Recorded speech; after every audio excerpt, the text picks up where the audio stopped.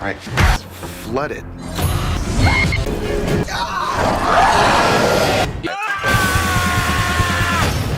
He does make a killer barbecue. We could.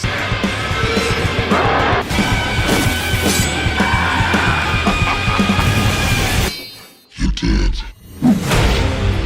कहानी की शुरुआत में हमें स्काई नाम की एक लड़की को दिखाया जाता है जो कि ग्रेग नाम के एक आदमी से बचने की कोशिश कर रही थी, जिसने कि उसकी पैर की हड्डी को तोड़ दिया था। स्काई घसीटकर आगे जाने की कोशिश करती है, लेकिन ग्रेग नाम का वो आदमी उसे पकड़ लेता है और उसके सिर पर हथौड़ा मारकर उसे बहुत ही बेरहमी से मार देता है। अब इसके कुछ टाइम बाद उसी घर में एक बैंड टीम रहने के लिए आती है, जहाँ पर ग्रेग ने स्काई को बेरहमी से मार डाला था और खुद भी एक रस्सी से लटकर सुसाइड कर लिया था। और अब हमें ये पता चलता है कि ये लोग एक बैंड टीम के मेंबर्स थे जो कि इस घर में एक एल्बम रिकॉर्ड करने के लिए आए थे। पूरा घर देखने के बाद इस बैंड टीम का लीडर, जिसका नाम डेव होता है, और वो इसी घर में एल्बम रिकॉर्ड करने का फैसला करता है। अब अगले दिन घर में सारे इंस्ट्रूमेंट लगाने के बाद उस बैंड टीम का एक मेंबर उन म्यूजिकल इंस्ट्रूमेंट की वायरिंग कर रहा होता है, लेकिन उसे इलेक्ट्रिक शॉक लगने की वजह से वो बुरी तरह से जलकर मारा जाता है। इस हादसे के बाद इनके बैंड का लीडर सारे मेंबर्स को मोटिवेट करता है कि अब हम इसी घर में ही अपना एल्बम रिकॉर्ड करेंगे।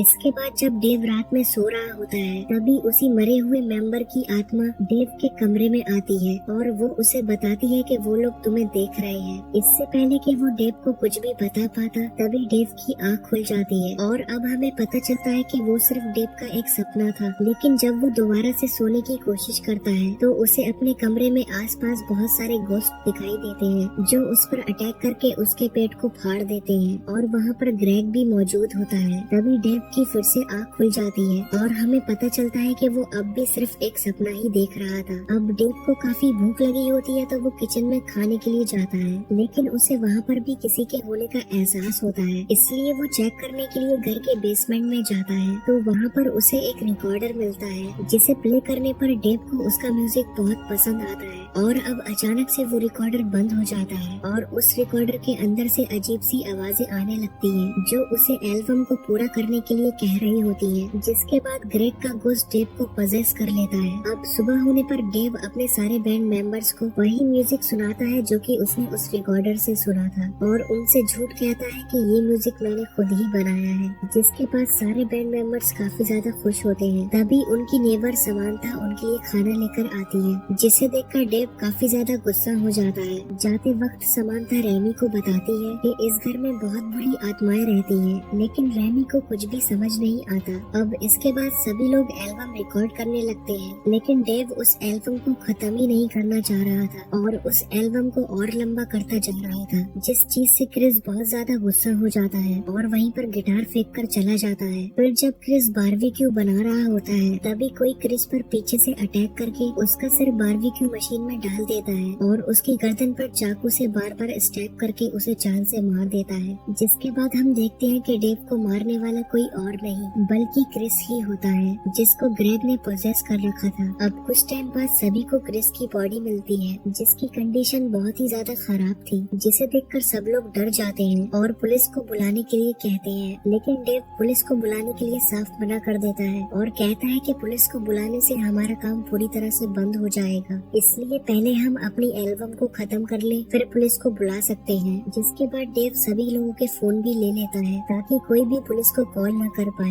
अब अगले दिन सभी बैंड मेंबर्स डेव को कच्चा मांस खाते हुए देख लेते हैं, तो उन लोगों को भी अब शक हो जाता है कि कुछ तो अजीब हो रहा है। जिसके बाद वो सभी लोग इस बारे में पूछने के लिए समांथा के घर जाते हैं, तो समांथा उन्हें बताती है कि इसी घर में एक फेमस बैंड के लीडर ग्रेग ने अपने सभी साथियों को जान से मार दिया था, क्योंकि वो एक बहुत ही खतरनाक बुक के शैतान से पॉजेस हो गया था, जिस बुक को इंसान की खाल से बनाया गया था। इस दौरान इन्हें ये भी पता चलता है कि ग्रेग को काली शक्तियों पर यकीन था और उसने फेमस होने के लिए उसी बुक से एक रिचुअल किया और कई सारी बुरी आत्माओं को उस घर में बुला लिया और उन आत्माओं के पॉजेस करने से वो पूरी तरह से बदल गया। जिसके बाद उसने अपनी पूरी टीम को जान से मार दिया। जिसके बाद उसने खुद सुसाइड कर लिया और उसकी एल्बम वहीं पर रुक गई और अब डेव उसके हाथ लग गया है, जिसकी मदद से वो अपनी एल्बम को पूरा करना चाहता है। जिसके बाद शैतानी शक्तियाँ इस दुनिया पर राज कर सके। और अब ये सुनने के बाद बैंड मेंबर्स काफी ज्यादा हैरान होते हैं और समांथा से पूछते हैं कि अब हम उसे कैसे रोक सकते हैं। तो वो उन सबको बताती है कि हमें उसी शैतानी बुक को ढूंढकर एक रिचुअल करना होगा जिससे कि सभी शैतानी आत्माएं नर्क में चली जाएंगी। इसलिए बैंड के 2 मेंबर्स उस शैतानी बुक को ढूंढने के लिए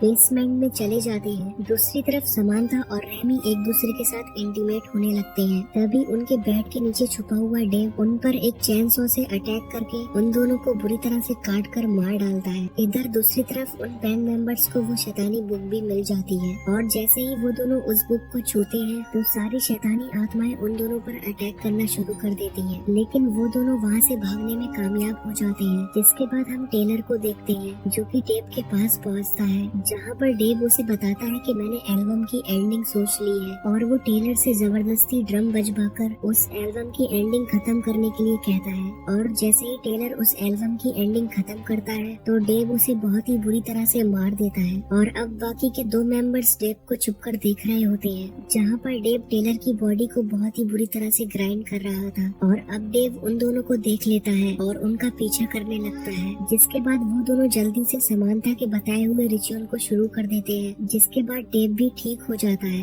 लेकिन उसे इन सब चीजों के बारे में कुछ भी याद नहीं होता। जिसके बाद उसे उल्टियाँ होना शुरू हो जाती है और देखते ही देखते डेव की उल्टियों से ग्रेग पैदा हो जाता है, जो उन लोगों से कहता है कि तुम लोगों के बैंड मेंबर्स की तरह तुम्हें भी मार दूंगा। लेकिन डेव उस पर अटैक कर देता है और उसे बहुत ही बेरहमी से मारने लगता है। तभी वहाँ पर ग्रेग के बाकी के बैंड मेंबर्स भी आ जाते हैं, जो कि सभी गोस्ट होते हैं, जिनमें से एक स्काई भी होती है। जिसके बाद स्काई उस बुक की मदद से ग्रेग के अंदर की सारी बुरी आत्माओं को बाहर निकाल देती है। जिसके बाद वो सभी लोग वहाँ से गायब हो जाते हैं। जिसके बाद वो तीनों उस शैतानी बुक को वहीं पर छोड़कर चले जाते हैं और इसी के साथ इस मूवी का यही एंड हो जाता है। Thanks for watching. Like, comment and subscribe. Hurry up.